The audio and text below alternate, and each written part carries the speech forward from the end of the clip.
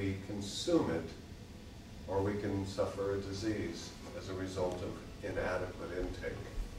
So we have recommended daily allowances of vitamins that are what we know people have to have on a daily average to prevent various diseases, pellagra, beriberi, scurvy.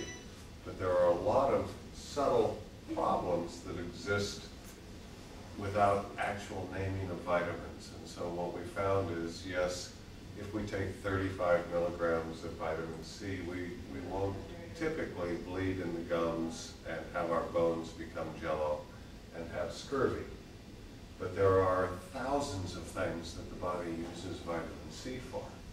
And scurvy is the last thing. The last thing a human needs to do is to become a jellyfish and not be able to move. But preventing cancer, taking care of free radical damage, there's a tremendous amount of things that vitamin C does after it gets done with the main thing that it starts with, which is keeping us vertical, the collagen that allows us to have the strength to stand upright. So when we do juices, we're going to take about 5 pounds of produce, which is a good challenge for anybody to chew through in a given day. And we're going to make it into a quart of very tasty juice, which is self-digesting. And so I tell people drink tea at least 5, 10 would be better, servings of fruits and vegetables. These are common foods as a whole. Some of them are a little less common. But one of the problems we have with Americans following that information is often people say, okay, potatoes are a vegetable, there's one serving. Ketchup is a vegetable, there's a second serving. And by the time you look at people's average non-thoughtful consumption of 5 fruits or vegetables, you often find that they aren't getting the micronutrients that they need to establish ideal health.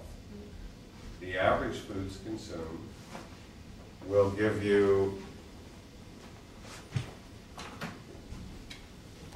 1,700 ORAC units.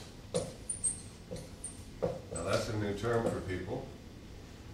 They say we want to have 5,000, 3 times 17 is 51. So people only eat a third of the amount of ORACs as they need. Now, most people will say, hey, I'm ORAC deficient, but a lot of people are. ORAC is a term for oxygen radical absorption capacity. That doesn't sound very tasty. It is a machine measurement using a vitamin E equivalent of how much a food has the ability to grab oxygen damage in our lives and neutralize that damage. Free radicals, hydroxyls, peroxyls. We hear about things like the benefits of red wine or purple foods or grapes that help to reduce heart disease. That particular ORAC value of the resveratrol helps to decrease the cell damage in the cardiovascular system, so it makes you less likely to have a heart attack. So we eat our 5 servings of fruits and vegetables, and we've got 30% of what our minimum level of ORAC should be. So we want to reach out to better ORAC foods, prunes, black cherries, blackstrap molasses, makes gingerbread cookies, but it also is going to make a nice flavoring agent in our green smoothie. Exceptionally rich in iron without constipating you so that you can have more red blood cells. So they give us a benchmark for us to try to achieve, which is not the ribbon in the successful race, but a first step. So when they say 5 servings of fruits and vegetables, that's because people don't eat 5. But it's really not an ideal. It's a starting point for us. Let's see if we can get up to 5. And if it's bananas and cucumbers and potatoes, it's not going to be very rich in these really tart antioxidant compounds that we want to consume. So There's a medical doctor rabbi named Gabriel Cousins who has a YouTube video about reversing diabetes at his center in Tree of Life Center in Patagonia, Arizona. And he has taken people, some of them are type 1 that have been taking insulin for decades, many of them are type 2, and put them on green smoothies and seen their body be able to regenerate insulin tolerance and be able to function and get off of the medicines and maintain good blood sugar levels. He follows on the shoulders of other people, and Wigmore Hippocrates used wheatgrass juice and a lot of greens in her fasting programs to deal with cancer and heart disease. And you know, we can go back hundreds of years. Hippocrates said, let food be your medicine. There were juices used thousands of years ago. More like we would make a juice with a simple non-electric machine. Most people have seen this. We can squeeze the stuff out. But the mortar and pestle was a way to make juices. You basically take a rock and squeeze stuff and collect the liquids. So there are some real important things that make this, in addition to the concentration, the delivery, the ease of consumption, and the ability to significantly increase how many of these protective foods we are consuming on a daily basis. Both of these machines, taking the fiber out and making a liquid juice or blending it, are going to break through the cell walls of these foods. When you break through the cell wall, you liberate all of the substance inside of the cell.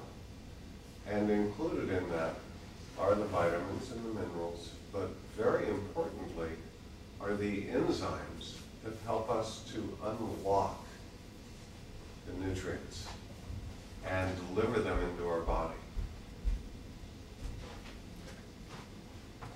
Everybody here has heard the word enzyme? Yeah? We have, and we're going to start tasting and juicing real quick, but I want to give a little baseline. If we were to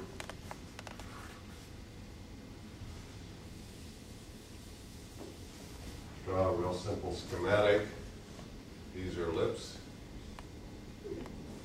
Looks sort of like a duck until you put my nose on it.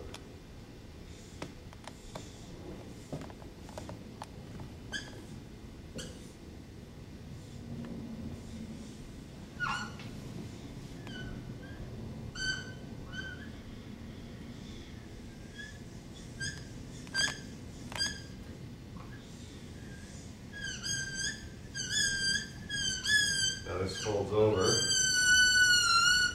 There's some good noise.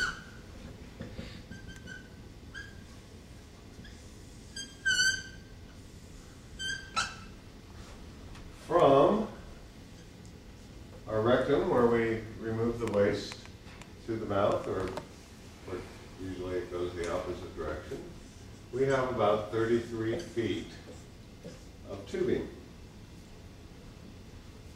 We chew our foods, milking glands to release enzymes, saliva and mucus. Foods come down into the stomach. The starch starts to break down into absorbable nutrients. The stomach stretches. We release acids, which help to start the breakdown of proteins. Released a small amount of time through this 20-foot small intestine tube, 20 feet right here. I mean, you know, if we did this whole 30 feet, we'd do 2 circles around here, but it's all meshed together. Fortunately, meshed together in a way that it doesn't crimp or bend and allows foods to flow through. And this right here is where we no longer get nutrients other than water and minerals back into the body. So we have to break the carrot